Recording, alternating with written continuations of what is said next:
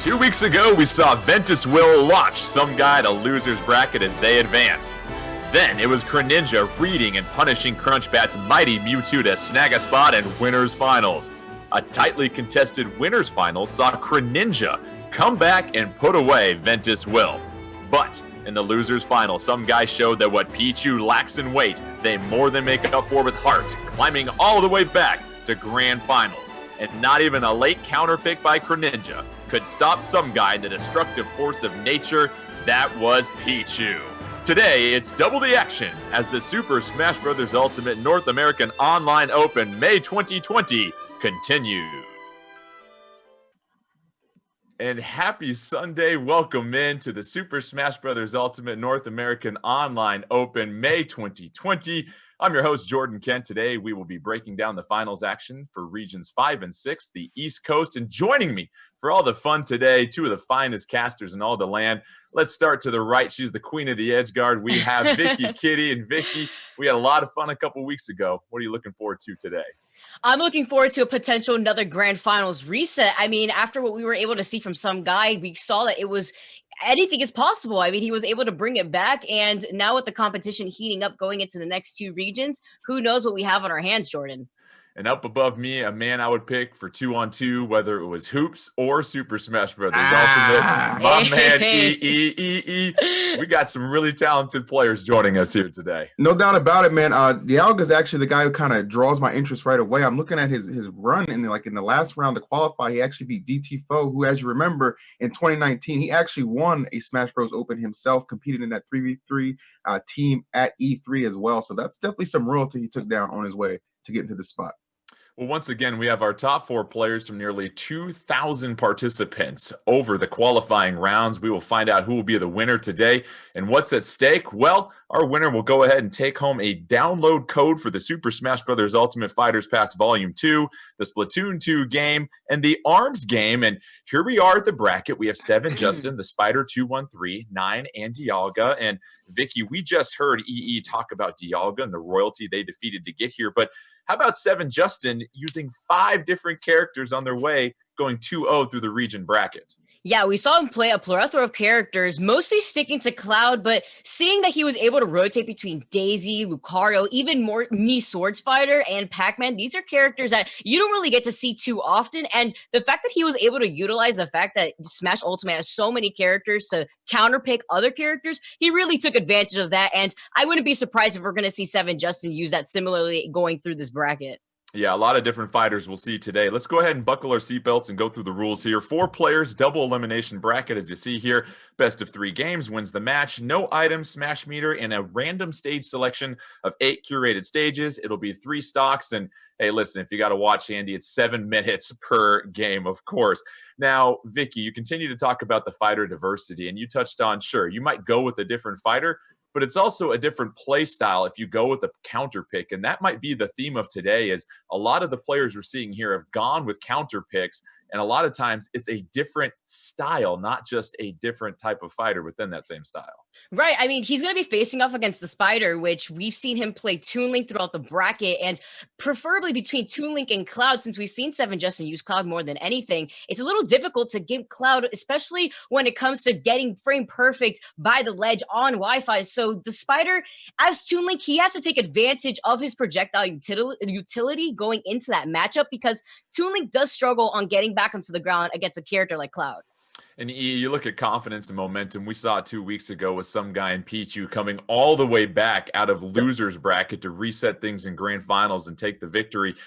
We mentioned we've got Dialga, who went 2-0 through these rounds, takes down DT Foe as well. How much confidence do you think they have getting set for this matchup today?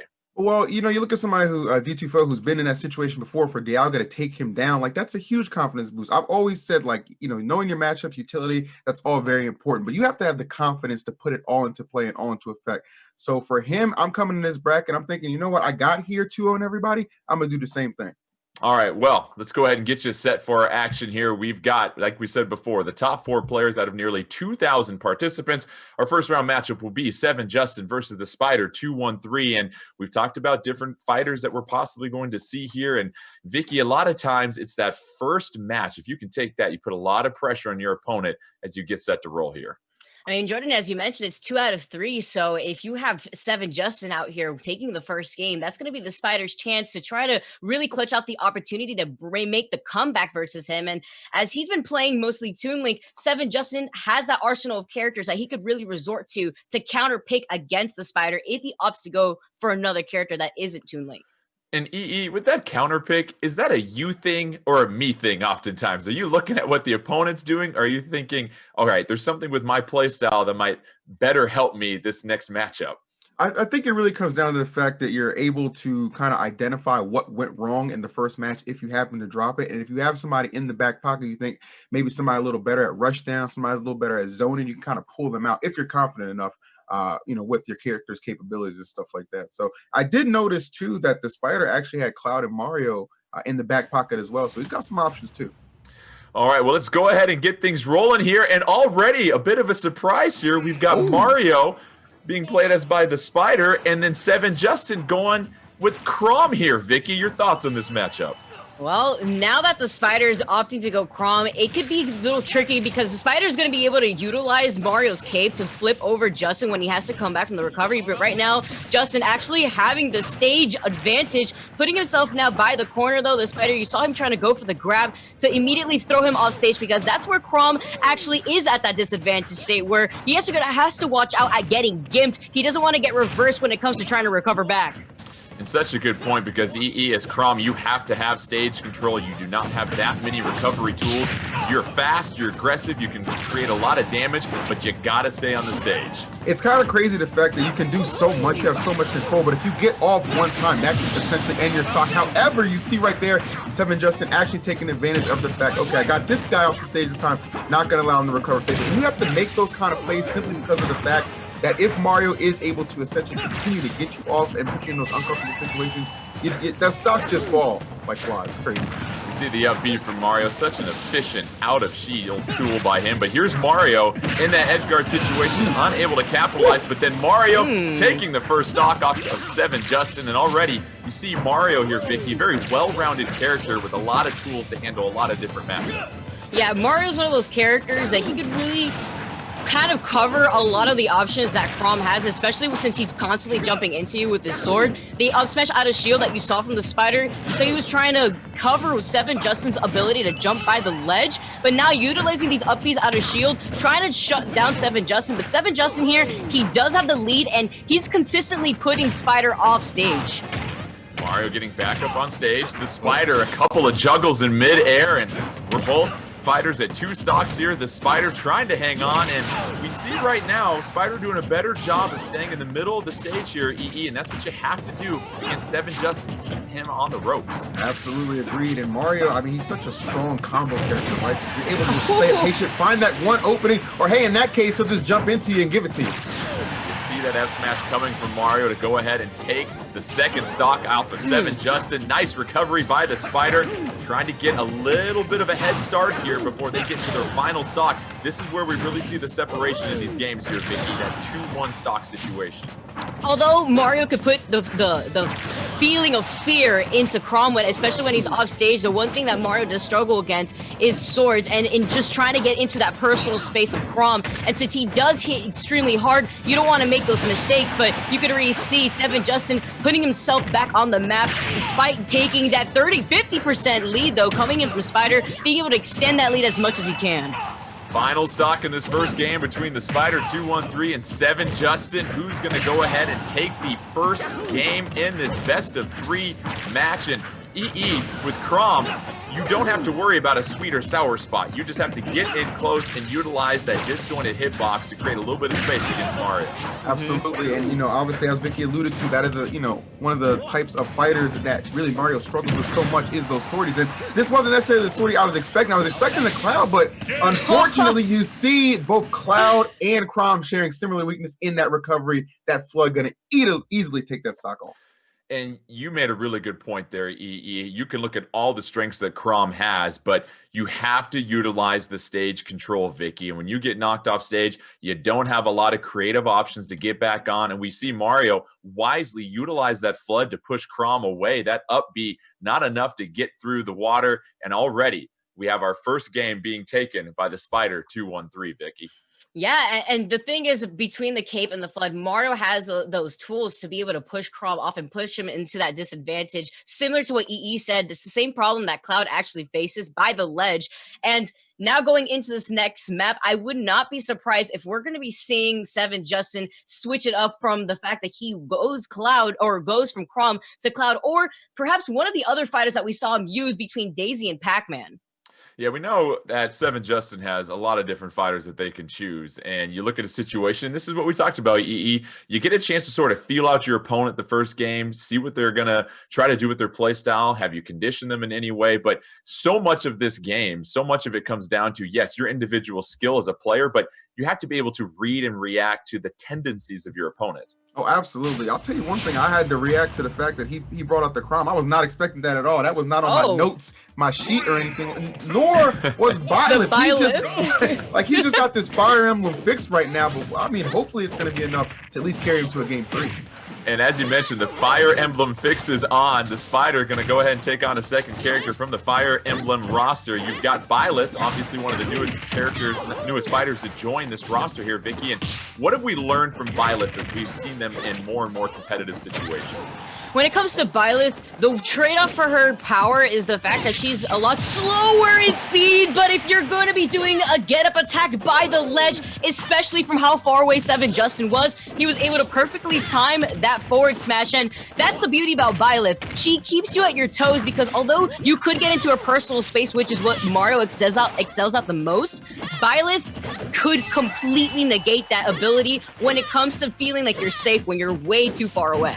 And EE, Seven Justin taking that early stock before the coffee's even brewing, takes another stock, and Seven Justin looking like the switch to Byleth was a very wise one. I know it wasn't in my notes, but I'm going to have to put it in the textbook now. Yeah, for real. We'll never forget it at this point. And I really like the fact that he's confident enough. That just kind of goes to speak what we were talking about earlier. This guy's character diversity in this fighter roster. You can just tell that it doesn't really matter who you select. You know in there with full confidence and deliver the plays that almost ended in a dramatic finish for this game. Seven Justin trying to use the down air to end this 3-0, but the Spider able to hang on. Can the Spider take a stock? Seven Justin in full control here, Vicky, and it doesn't matter that it's a short map. Seven Justin excelling with all the terrific reads as the Spider comes off the ledge. And the beauty about Yoshi's here is that you can utilize the side of the stage to be able to DI into it if you feel like you're going to get hit by that down air to tech. And with that back throw, especially at that percent, it's going to do it. But the Spider still has another stock to completely work on here before he could consider himself back in the game, Jordan.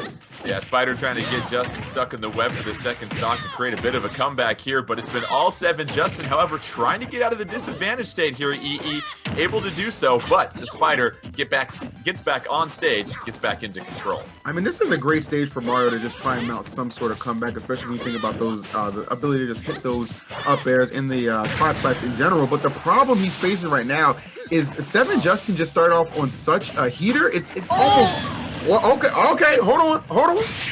I'm not crying him out yet. Okay, all right, there it is. All right, he almost made me lie. All right. Oh, we see once again from the Spiders some terrific work on the edge guarding, but it was the early stocks taken by Seven Justin and Byleth with some incredible reads that gave Seven Justin just really an insurmountable lead in this one, Vicky. And so now we go back to the Spider selection, sort of the theme for the finals here in Region 5 and 6. A lot of these players very capable with a lot of fighters. Will we see a switch here from Spider away from Mario now that we saw Byleth really dominate things so early on? I feel like Spider may feel more comfortable on the Mario, just seeing how he was able to perform in the first stage. Now, going forward, though, I feel like it kind of caught him off guard. So now that he has expected to see the Byleth coming up from Justin, who's to say that Justin isn't going to still stick to the Byleth with the plethora of characters that he's already used throughout the bracket? Now, the fact that we saw Spider actually edgeguard him successfully between the Flood and the Fireball. Oh, we have a switch up though between the costume switch with Justin, and going back to the comfortability we picked that we've seen from the Spider, using that Toon Link throughout the rest of the bracket. Now he's playing no more games. And as we see here, EE to switch to Toon Link, and quite the difference in play style between Toon Link and Mario, as you imagine. Oh, absolutely. I mean, Mario, you're all about getting in there, just delivering a lot of damage output with those strong combos. But when you have a character like Toon Link, the thing that I really, really enjoy about him is his zoning ability, right? You can really frustrate your opponent to the point where they're going to start trying to rush you down. And those pivotal mistakes can really add up to a lot of damage. And just before you know it, a KO on that stock could be the case. And Vicky, is that what we're looking for, is Toon Link, using all those projectiles, basically everything in the bag to build up your damage and create those situations where you can rush in and take advantage of any whiffs or any punish opportunities? Absolutely, and specifically keeping Justin off the stage. You know, you're going to have the Spider forcing him pressured by the corner, but also utilizing the projectiles to try to gimp him. I mean, we saw it from Mario. We're definitely going to be seeing it from the Toon Link, but that is to say, if the Spider could even get back to the stage, he manages to hit him out of the attempt at the down air. Saw Justin already a few times trying to get an extra spike, but just like the last stage, this is a similar stage where you're going to have the Spider DI into the stage if he does get hit by that down air, so that way he could tech. You see Seven Justin getting launched up in the air. Both fighters triple digits for stock, as you can clearly see. And EE, if you're Byleth, you've got to be able to get through that initial zone that the Spider's setting up with Toon Link. Use your longer hitboxes in that neutral to put some pressure on the Spider and Toon Link. That's honestly why it's just so incredibly important to be patient in these situations. Like, again, this is not a character that just allows you to just walk up and fight for free. You really got to earn your stocks when you're competing against a Toon Link, and it's pretty obvious that Spider is a very competent one. However, that diligence and that patience for Seven Justin paying off, and he gets rewarded with that first stock. I like that, EE. Earn your keep to get in. Make sure you got clean shoes, collared shirt. You got enough people here with you to get in. Early stock taken from Seven Justin with the 3-2 lead, 167-23, as you can see here. And once again, Vicky, it doesn't matter if it's a zoner or a rushdown character like Mario that's going to be a bit of a brawler in your face. If you are Byleth, it's all about stage control, and another read by Seven Justin, creating some separation. And that's the beauty of Byleth. The power that the character has overall makes up for the lack of mobility speed, and Seven Justin taking full advantage of that, but also taking the advantage of the fact that he's been able to adapt and slow down his pace of game compared to what we saw in the last stage. He's now kind of trying to play in the same pacing, trying to get too aggressive. Though he does have Spider by the ledge at the disadvantage and a whole stock lead, it's going to be a little difficult for Spider to try to readapt.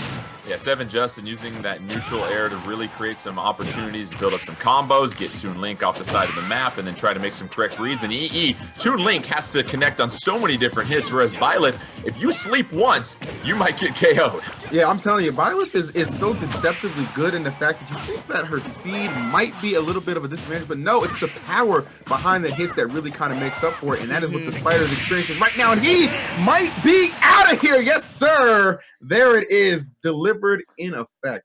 Wow. Seven Justin with Byleth squishing the Spider after that. How about the reads coming off the ledge? And that's what really seemed to stand out to me, Vicky, in both those matchups, whether it was Mario or Toon Link. Seven Spider's so patient with those reads, reading those recovery options as the Spider was trying to get back on the stage. And that's why stage control is so important for a character like Byleth with those long, large hitboxes. Yeah, and what I liked from Seven Justin is every single time he tried to get back to the stage, he would try to mix it up. He wasn't jumping early where the Spider actually was trying to clip his recovery. You saw it with Mario, and after that one time it worked. You saw Seven Justin actually slow it down and determine whether he was going to jump a few times and whether he actually just was going to do nothing.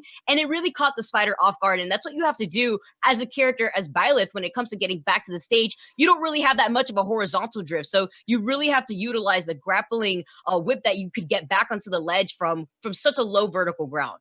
Yeah, well said. Let's go ahead and take a look at the updated bracket after our first match has been finished.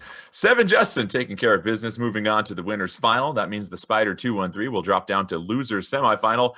Up next, another number for you here, 9 versus Dialga. And this is what we're excited to see here, EE, because Dialga didn't mess around with all these other fighters that some of these other players are doing. Rode Bayonetta all the way through to take care of business against DT foes, we said, and you've got a lot of momentum coming in for Dialga. For 9, we see a mix of Hero and Cloud, and so once again, that fighter selection going to be a really interesting choice in this matchup when you know that Dialga basically is rode with Bayonetta throughout this entire regional bracket. Well, we already saw the effectiveness of DLC in that opening match. Obviously, Justin able to bring things back with Byleth. So who's to say the Hero won't be the play that we're going to see in this one? I do think Dialga's ability to just pilot Bayonetta, just having that, you invest, put all your eggs in one basket. I like that a lot. And Bayonetta's kind of slept on, but don't get it twisted. This character, she can still combo with the best of them and secure a lot of KOs that you might not expect.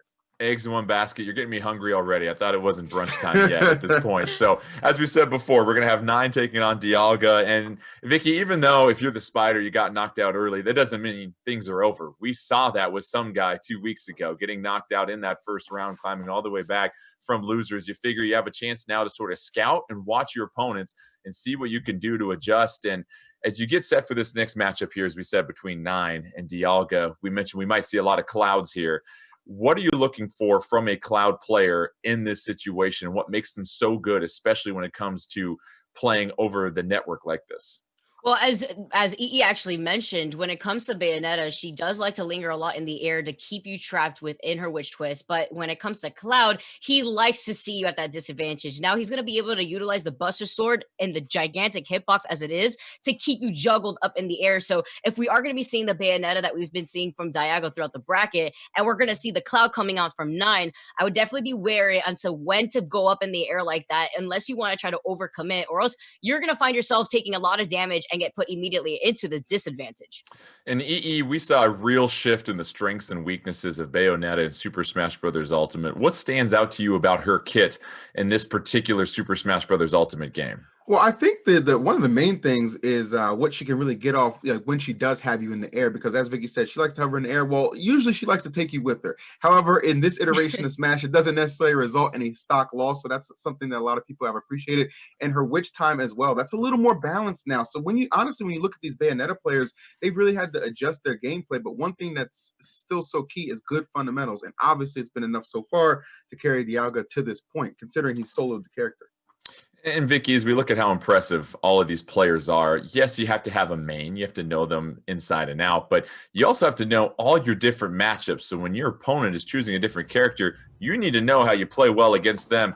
Okay, no real surprises here. We have Bayonetta, of course, coming out for Dialga, and then Hero as 9. And Vicky, going to Hero, you've got some RNG. You're going to be rolling the dice a couple times in this matchup, hoping your number comes up. That can make it exciting, but also difficult to be consistent.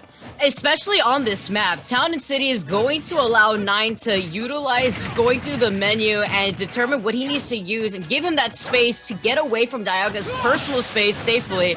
Although you're going to have Dialga also going to overcommit off stage to take advantage of when 9 is going to get put into that position. And now also having to walk and kind of shield at the same time. You don't want to be running into any of those spells. In EE, we know with Hero, it's kind of like when you got a long line at the barbecue joint. You got to go through the menu and make a selection quick, especially against a rush-down character like Bayonetta. So you really got to hustle there. And if you're Bayo, you figure you have to put that consistent pressure on 9. I mean, you want to talk about barbecue. Some of the things Hero does is not going to get him an invite to the cookout, I'll tell you what, but it could get him a W in this set. This character is, like you said, RNG fueled, however, very effective. But Dialga staying patient, staying diligent, and he's able to secure the first stock with minimal effort. Yeah, Dialga with that neutral B to do a really fine job with the edge guard, knocking Hero off. And Hero without the spells, Vicky, you've got some stats that are kind of across the board, a couple of disjointed hitboxes, of course, but it's really about creating some separation using those spells. But if you're Dialga, once again, the rushdown characters, we saw this 2 weeks ago, have been really, really effective in this tournament so far. Absolutely. And this is the situation that Bayonetta likes to put anybody in, just keeping you off stage, but being able to utilize the recovery to make it back from below the ledge. He's going to have to definitely be careful when it comes to coming back horizontally, or he's going to get put in that position where Dialga's just to be able to fare him off to the side blast zone. Yeah, we saw that Dialga just taking 9 on a long walk off a short pier on the right side, and already A 2-1 stock advantage, plenty of vitality left as well too. And EE, you're loving what Dialga's able to do in those edge guarding situations. It's honestly one of those things where it just feels so refreshing to see, because honestly we do a lot of competitive stuff, and obviously it's a competitive event. We don't see Bayonetta have that much representation, so to see Dialga having the success he is online at that, I mean, he's just so efficient, and it's really kind of showing us how he was able to 2-0 everybody up until this point. And as you said before, Vicky, with Bayo, your smash attacks are very telegraphed. You know when they're coming, so you've got to be very precise, not only with those, but with so many of your other attacks to lead into combos. Those windows aren't very large to lead into those opportunities. No, and you see Dialga there actually using the forward smash to try to space out against Nine, and because he held onto the bullets, it actually pushed Nine a little bit to the side, and Nine did try to punish with a grab, but he was absolutely too far to be able to follow up, and this is the advantage that Dialga finds himself, where he's constantly pressuring into Nine's close quarters because he doesn't want Nine to have the opportunity to cycle through the spells. Dialga missing a couple of opportunities to punish on those smash attacks. Nine with full stage control at this point, but Dialga and Bayo so capable of getting back on the stage and turning the tables with the bullet climax off the side. Not once, not twice this game. And Dialga, as we said before, wasn't sweating anything coming into this. Keeps the momentum going here, EE. Yeah, I mean, that was a clinic. That was a first-class lesson in how to pilot Bayonetta to success, so nothing but respect for that. Honestly, what I'm thinking now, though, if you're Nine, you gotta consider the format, right? It's 2 out of 3. You get kind of destroyed. I don't want to sugarcoat. You get destroyed in that first game. You got to start thinking, okay, maybe it's time to at least invest a little bit in the Cloud and see if it'll pay off for the second game, because we do know he plays a bit of Cloud as well. And biggest differences for you, Vicky, between Hero and Cloud when you look at this matchup against Bayo. We figure we aren't going to see a change coming here from Dialga. You're going to see Bayo. But what are you going to get if you switch from Hero to Cloud in this situation? Well, as I was mentioning, you saw Dialga really take advantage of the fact that Hero was not able to really utilize the spells to push Dialga away, and now going into potentially a Cloud switch, which we are going to see here, and I definitely agree with this. I do believe Cloud does really well versus Bayonetta, and it just struggles on trying to get back to the stage overall, since she does like to linger around your space in the air. Now, you're going to have Nine take advantage of that with the up B out of shield, just frame 7 rather quickly, and he is going to be able to utilize the fact that Dialga put himself in the disadvantage using the Buster Sword with the up air. But already Dialga just applying all sorts of pressure, leading into a couple of combos to start things off. Side B coming out from Nine. And here's that limit, EE. And when you see Cloud with limit, you've got to be very careful about how you approach. Absolutely. But that obviously being careful, you only have to worry about it for 15 seconds. So that's the thing about that, right? It kind of puts the Cloud in that pressure situation where you know they want to get some sort of use out of it. And a lot of times you'll see people kind of bait out options, especially those cross slashes, maybe just throw out that blade beam. And a lot of times you get punished off of that. So you have to be able to kind of manage that resource very finely. Oh my goodness. Both darkly clad characters battling it out with the happy flowers behind them. And Vicky, already we see Dialga take the first stock. Yeah, I mean, is that how you talk to a lady? You know, Dialga already having the time of his life, and now being able to read the jump from the ledge. You saw him throw out the back air, and that's the patience as well from Dialga. He called it too. You know, Dialga being able to use a character like Bayonetta and get this far with a character who, you know, isn't really utilized that much in competitive play. You see Dialga having no problem keeping Nine at this disadvantage. You saw him get the limit, but unfortunately he had already committed to the recovery here, and Dialga with a 3-stock lead. And EE, that'll make the highlight next week, because we saw the forward smash read from Dialga as Nine was trying to recover.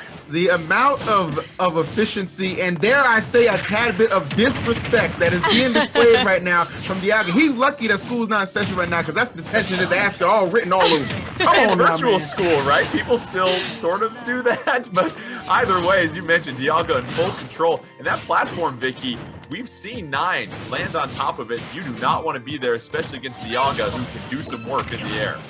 No, especially since he can hang out below that platform and just throw out those up airs to cover a good amount of space. But at the same time, Dialga's not giving him that opportunity. Unfortunately for Nine, you saw Dialga fall out of the back part of the forward smash from Cloud. And at 155, it's looking a little grim here, EE. Yeah, I mean, it's more than a little grim. You know what I'm saying? Like, this is one of those situations where you're kind of hoping, I wish it was best of 5 so I can start thinking of my next counter pick. You know what I'm saying? Just give myself a chance. Ooh. We get the shield break. Okay, maybe this will be enough to break. Wait a minute.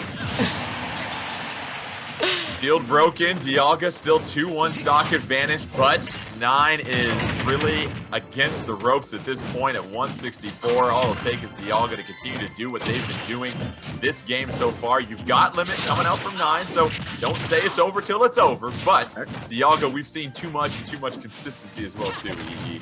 Yeah, that's kind of been the thing, right? I mean, every single time we see you on the screen, you're just able to get out to those hot starts. It's just so hard to quell that kind of momentum. And when you're sitting at 180, I mean, Limit is an incredibly powerful tool, but unfortunately, it does not recover any percentage. Nine at 180. Dialga, 2-1 stock lead. Plenty of an advantage right now. And those grab combos with the bullet climax to edge guard has really been an effective tool for Dialga. But Nine able to recover, and that recovery hasn't been much of an issue in this match so far, Vicky. Yeah, Dialga just being able to completely try to close out this gap, but from 9 to lift to 208% seems to be the problem when it comes to Bayonetta, where she has to try to finalize her kills, I guess, with that grab on the platform or with a back air, but that's definitely going to be able to solidify Dialga's push through the rest of the bracket.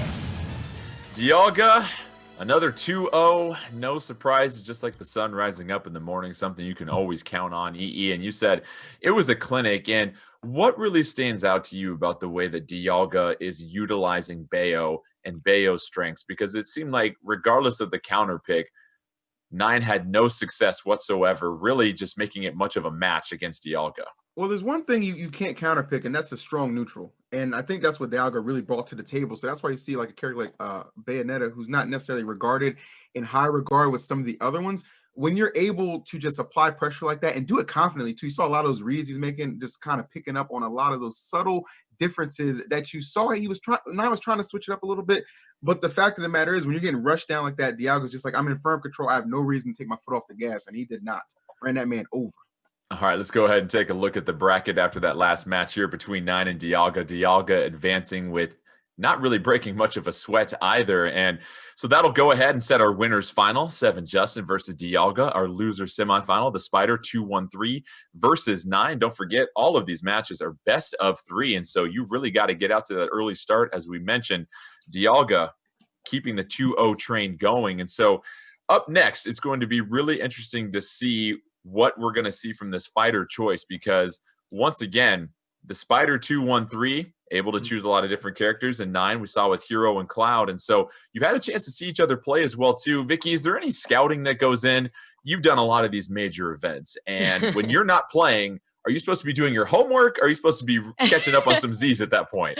Basically trying to do my homework on what we're going to be expecting through the bracket. I mean, from all the way to the end, we try to see the players that are left and what characters are going to be able to use going forward into that bracket. And what could we see from these counter picks? And now, Seven Justin, we saw him represent the Byleth. We saw Dialga go just solo bail throughout the rest of the bracket. And similar to what we saw between Seven Justin set with the Spider, you know, Seven Justin now being able to take care of the fact that Mario's disadvantages, especially with swords, we could see something similar with that with Bayo, where she couldn't kind of struggle into getting into the personal space of sword characters between Seven Justin using Cloud himself, or if we're going to see a Byleth from the last time we actually saw him use him. Yeah, it's really interesting because a couple weeks ago, EE, we saw Pichu rise up from the losers bracket, controlled by some guy. And as we've said before, you can go everywhere and find different kinds of tier lists, but the fighter balance in Super Smash Bros. Ultimate makes these events so exciting because you never know who's going to rise up. And in this situation, it's Bayo, who is very dominant, and then Byleth, the downloadable character, where there's not a lot of matchup knowledge. And sometimes if you have one of those newer characters like a Byleth, you don't have that many chapters in the book about how to approach them. You can use that to your advantage, I imagine. Absolutely. I mean, you look at a roster like this, we have over 80 fighters, right? That alone kind of tells a story on how hard it is to really map out every single matchup. And that's why it gives players the ability to kind of throw those curveballs at you. Like, I didn't see that Crom pick or the Byleth pick coming out for Seven Justin earlier. And what happened? Byleth ends up resulting in the W. So the fact that he still has even more characters in his pockets, that's something to keep an eye out for. Once again, our next matchup will be Seven Justin versus Dialga, both fighters cruising to the winners semifinal. And when you take a look at what's at stake, once again, our winner here today will get a download code for the Super Smash Bros. Ultimate Fighters Pass Volume 2, the Splatoon 2 game, and also the ARMS game. And of course, some bragging rights if you choose to brag and be like that when you get your championships and whatnot. But it's really exciting to see this high-level play here, Vicky, because you get to see how people utilize fighters in different matchups. But once again, that rushdown style player, that rushdown style fighter, we've seen have a lot of success. Pichu a couple weeks ago, and now Bayo seems to be really the cream of the crop so far today. Yeah, Dialga playing pretty aggressively just because he had the momentum on his side. He knew that the download had been complete, but if he wants to play that aggressively into Seven Justin's space, he has to kind of slow it down because Seven Justin also was able to mix match against the Spider where he slowed down his own pacing when he saw the Toon Link come out. He didn't want to jump into any projectiles and clip his own jump in the process. So, now going into a different player here, we are sticking to the Byleth, and we're going to be seeing a very similar matchup where now Dialga is going to have to slow down his own pacing going in. Bayo versus Byleth, Dialga versus Seven Justin, and already Dialga, before I can even get my first breath out here, EE racking up 42% on Seven Justin. I mean, that's kind of what we come to expect, right? It's those hot starts that really have just carried him so far. But you know what? On the other side, I recall Justin, he too was able to apply that pressure right out the gate too. So it really comes down to who's going to be able to swing first the hardest. That's really what I'm looking forward to out of this. Who's going to have that hot start and really just jump ahead with that percentage lead. Yeah, and Seven Justin getting back into this one, Vicky, but just really reading the aerial recovery of Dialga. And that's what you have to do if you're Byleth. Use your long extended hitbox to create some separation, create some distance, try to keep Dialga and Bayo in that disadvantage state. Yeah, Byleth not only using a sword, having the ability to use the whip as well to try to keep Dialga in the air. And since Dialga's constantly trying to rotate around Justin's space, Justin's going to be able to take care of that using that nair and now sending Dialga off stage. And this is what I'm talking about. This is where Byleth tends to excel and just trying to keep you out of her personal space. She may not have that mobility, but when it comes to Dialga putting himself in the disadvantage above her, that's going to be a pretty big factor to look out for. Yeah, it's been all stage control, but here comes the witch time, unable to capitalize though, EE. Yeah, that honestly, which time succession, like it's few and far between where you really get to hit and you put yourself in a situation like that. I thought the up smash would have done to him, but apparently just not enough to get rid of the stock. I'm not sure what really took place there, but that was definitely an odd exchange that Justin actually ends up benefiting off as he gets that first stock off.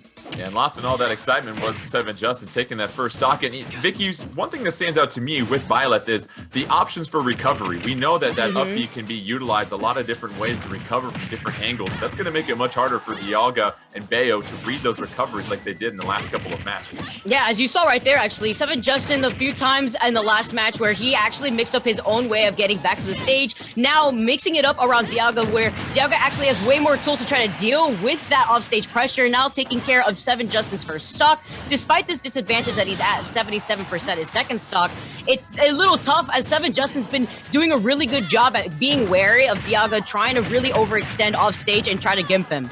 Yeah, Seven Justin with that terrific back air, such a safe approach tool here, EE, and that really allows them to maintain stage control while staying outside of that range of Bayonetta, and that's the advantage you have to utilize in this matchup.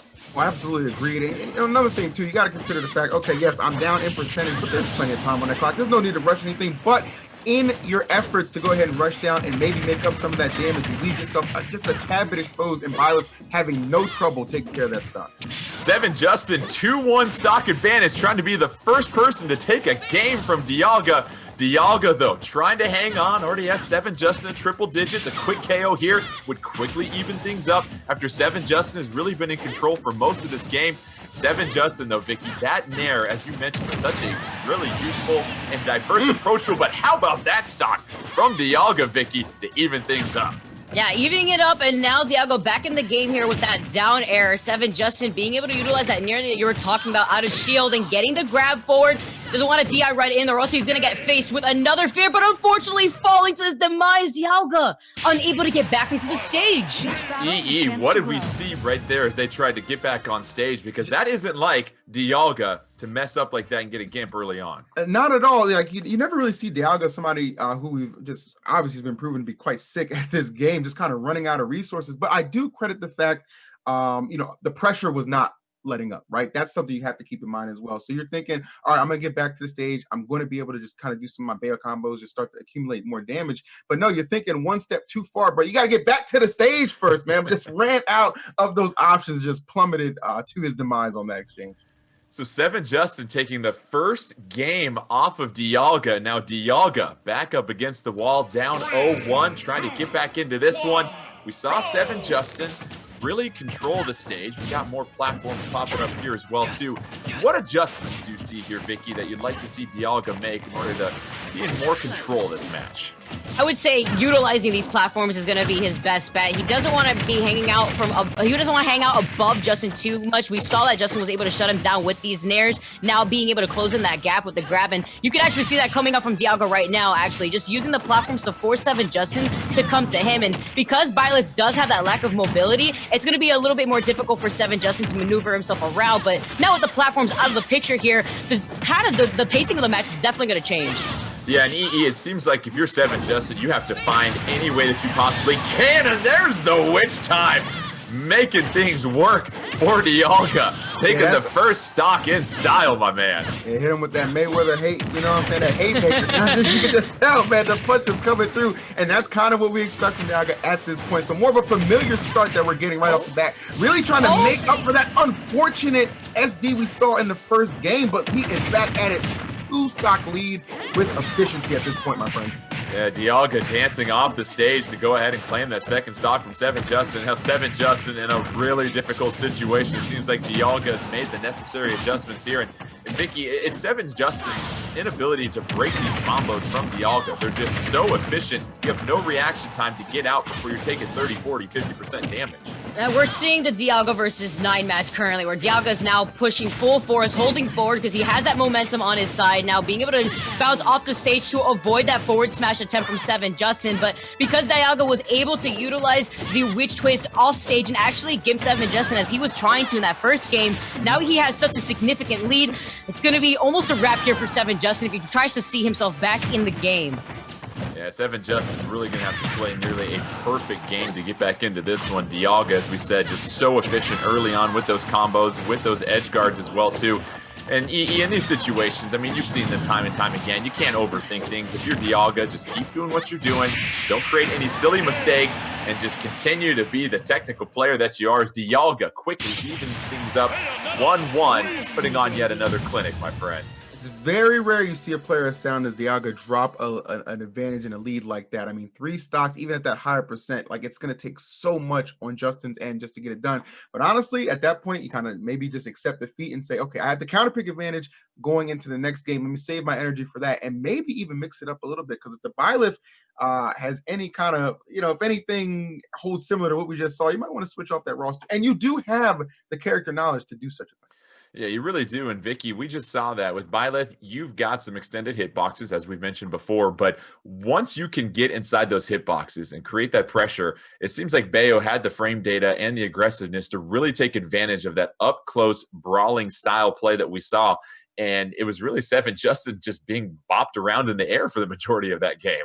Yeah, I mean, we didn't see any witch times coming forward despite the first time we saw it. I mean, he didn't need to use it because he just kept keeping 7 Justin off stage. And there's a reason why Dialga's name is Dialga, Pokemon of time here. And now being able to utilize that time to his advantage, now taking it to another stage, Dialga really was able to flip the tables. I do expect a change, though, from 7 Justin. And here we go, Mr. Game & Watch. What? I think a character that we actually haven't seen 7 Justin use at all throughout this entire bracket. I love it, EE. I love it. Why not? We talked about 80-plus characters. This is what you can do.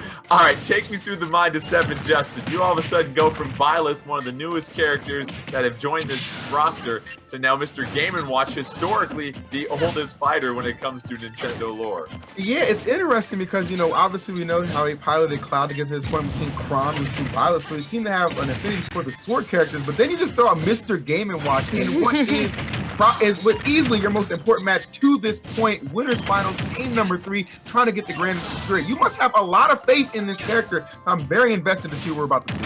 And Vicky, with Mr. Game & Watch, you've got one of the most incredible up Bs out of shield, out of any fighter in this game. You figure you can possibly utilize that to sort of break up some of that pressure you're going to face from Bayonetta throughout this game.